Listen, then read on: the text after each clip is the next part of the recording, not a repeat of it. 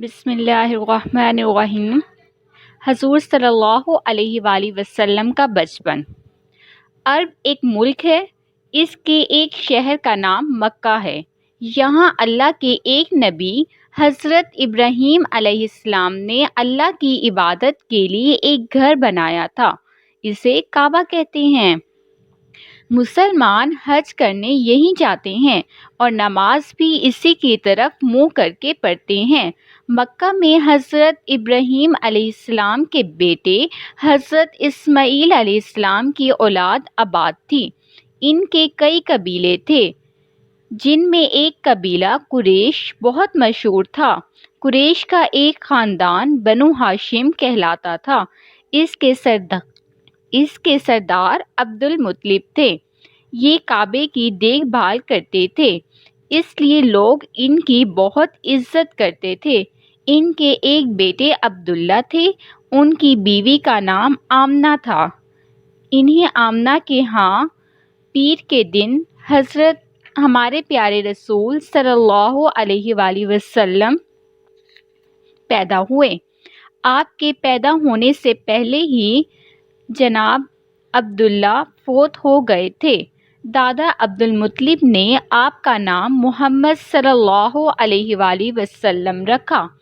اس سے پہلے کسی کا نام محمد صلی اللہ علیہ وآلہ وسلم نہ تھا۔ لوگوں نے اس نئے نام کی وجہ پوچھی تو عبد المطلب نے جواب دیا، میں نے اپنے پوتے کا نام محمد صلی اللہ علیہ وآلہ وسلم اس لیے رکھا ہے کہ ساری دنیا میں اس کی تعریف ہو۔ محمد صلی اللہ علیہ وآلہ وسلم کے معنی ہیں بہت تعریف کیا گیا۔ عرب میں رواج تھا کہ شہر کے کھاتے پیتے لوگ اپنے دودھ پیتے بچوں کو گاؤں بھیج دیتے تھے۔ گاؤں کی دائیاں انہیں اپنا دودھ پلاتی تھیں اور بچے کھلی ہوا میں پرورش پاتے تھے۔ حضور صلی اللہ علیہ وآلہ وسلم کے پیدا ہونے کے کچھ دن بعد گاؤں کی عورتیں مکے آئیں اور بچوں کو دودھ پلانے کے لیے لے گئیں۔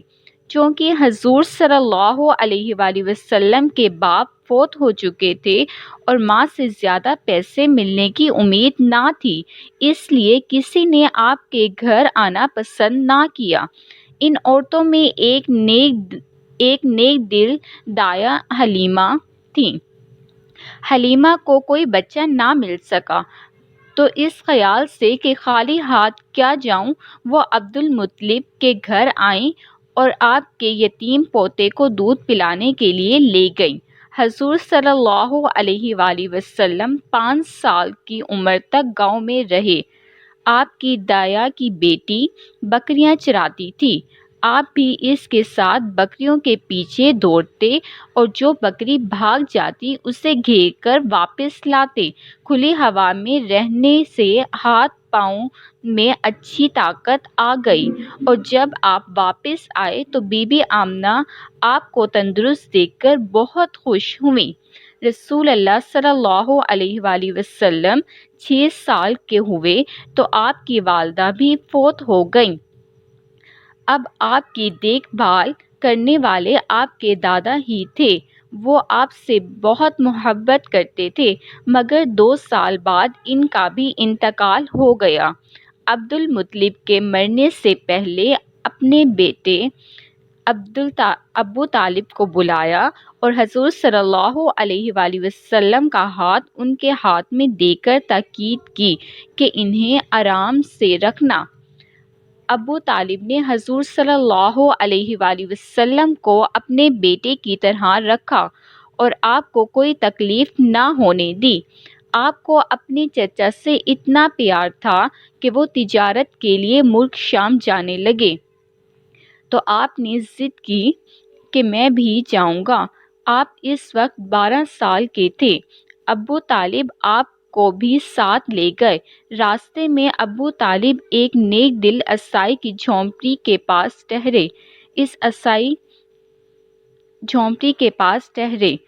عیسائی کا نام جیرہ تھا اور یہ یہودی اور عیسائی کی مقدس کتابوں کا عالم تھا۔ ان کتابوں میں اللہ کے آخری نبی کی نشانیاں بتائی گئی تھیں۔ عیسائی نے ان نشانیوں سے پہچان لیا کہ حضور صلی اللہ علیہ وآلہ وسلم اللہ کے رسول ہیں۔ اس نے ابو طالب سے کہا، تمہارا بھتیجا اللہ کا رسول ہے۔ اس کے نبی ہونے کی خبر حضرت موسیٰ علیہ السلام اور حضرت عیسیٰ علیہ السلام نے دی ہے۔ اسے شام نہ لے جائیں، ایسا نہ ہو کہ وہاں کے یہودی اسے پہچان لیں اور تکلیف پہنچائیں۔ عیسائی کے کہنے سے ابو طالب نے تجارت کا سامان وہیں بیچ دیا اور آپ کو ساتھ لے کر مکہ واپس آ گئے۔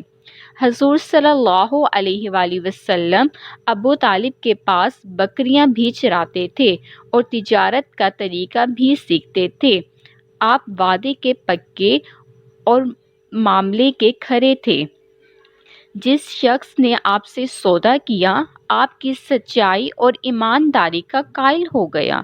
تمام عرب میں آپ امین کے لقب سے مشہور تھے۔ بڑوں کی عزت اور چھوٹوں سے محبت آپ کی عادت تھی۔ کمزوروں، بیماروں اور بوڑھوں کی مدد کرتے تھے۔ اس وجہ سے مکہ کا ہر آدمی آپ کا نام عزت سے لیتا تھا۔ سب جانتے تھے کہ محمد صلی اللہ علیہ وآلہ وسلم ہمیشہ سچ بولتے ہیں، کسی کی برائی نہیں کرتے، ہر ایک سے ہنس کر بات کرتے ہیں۔ ایمانت اور دیانت میں کوئی آپ کی برابری نہیں کر سکتا۔ بی بی خدیجہ سے شادی۔ ان دنوں مکہ میں ایک مالدار بیوہ رہتی تھی۔ ان کا نام خدیجہ رضی اللہ عنہا تھا۔ یہ اپنا سامان دوسرے لوگوں کو دے کر تجارت کے لیے بھیجتی تھیں۔ انہیں حضور صلی اللہ علیہ وآلہ وسلم کی ایمانداری کی خبر ملی تو انہوں نے سوچا کہ محمد صلی اللہ علیہ وآلہ وسلم میرا سامان تجارت کے لیے لے جائیں تو کیا ہی اچھا ہو۔ انہوں نے ابو طالب سے بات چیت کی۔ ابو طالب نے حضور صلی اللہ علیہ وآلہ وسلم سے کہا اور حضور صلی اللہ علیہ وآلہ وسلم بی بی خدیجہ رضی اللہ عنہا کا سامان لے کر شام کی طرف روانہ ہو گئے۔ بی بی خدیجہ رضی اللہ عنہا کے ایک رشتہ دار اور ایک خادم حضور صلی اللہ علیہ وآلہ وسلم کے ساتھ تھے۔ اس تجارت میں بی بی خدیجہ کو اتنا فائدہ ہوا کہ پہلے کبھی نہیں ہوا تھا۔ واپس آ کر آپ کے خادم نے حضور صلی اللہ علیہ وآلہ وسلم کی بڑی تعریف کی، آپ کی دیانتداری کے قصے بھی بیان کیے، جن سے بی بی خدیجہ رضی اللہ عنہا کے دل پر بہت اثر ہوا اور انہوں نے حضور صلی اللہ علیہ وآلہ وسلم کو نکاح کا پیغام بھیجا۔ ابو طالب کے مشورے سے آپ نے یہ پیغام قبول کر لیا اور کچھ دن بعد آپ کا بی بی خدیجہ رضی اللہ عنہا سے نکاح ہو گیا۔ اس وقت آپ کی عمر 25 سال اور حضرت خدیجہ رضی اللہ عنہا کی عمر 40 سال تھی۔ عمروں میں فرق تھا لیکن عادتیں ملتی جلتی تھیں۔ عورتوں میں پاک دامی کی وجہ سے بی بی خدیجہ رضی اللہ عنہا طاہرہ کے نام سے مشہور تھیں اور مردوں میں حضور صلی اللہ علیہ وآلہ وسلم امین مشہور تھے۔ دنیا جانتی ہے کہ اس جوڑے نے کتنی کامیاب زندگی گزاری ہے، کس طرح ایک دوسرے کے دکھ درد میں شریک رہے اور کبھی ایک دوسرے کو شکایت کا موقع نہیں دیا۔ بی بی خدیجہ رضی اللہ عنہا سے آپ کے 3 لڑکے اور 4 لڑکیاں پیدا ہوئیں۔ لڑکے بچپن میں ہی فوت ہو گئے۔ لڑکیوں میں سب سے چھوٹی بیٹی حضرت فاطمہ رضی اللہ عنہا حضرت علی رضی اللہ عنہ سے بیاہی گئیں۔ امام حسن اور امام حسین رضی اللہ عنہ انہی کے بیٹے ہیں، جن سے مسلمان بڑی محبت کرتے ہیں۔ کعبہ کی تعمیر بہت پرانی ہو چکی تھی۔ مکے والوں نے ارادہ کیا کہ اسے پھر سے بنائیں۔ اس وقت تک یہ جگہ ایک 4 دیواری سی تھی، اس پر چھت بھی نہ تھی۔ بہت سے قبیلوں کے لوگ اکٹھے ہوئے، ان میں حضور صلی اللہ علیہ وآلہ وسلم بھی شامل تھے۔ صلاح مشورے کے بعد کام بانٹ لیا گیا، ہر قبیلہ اپنے اپنے کام میں لگ گیا۔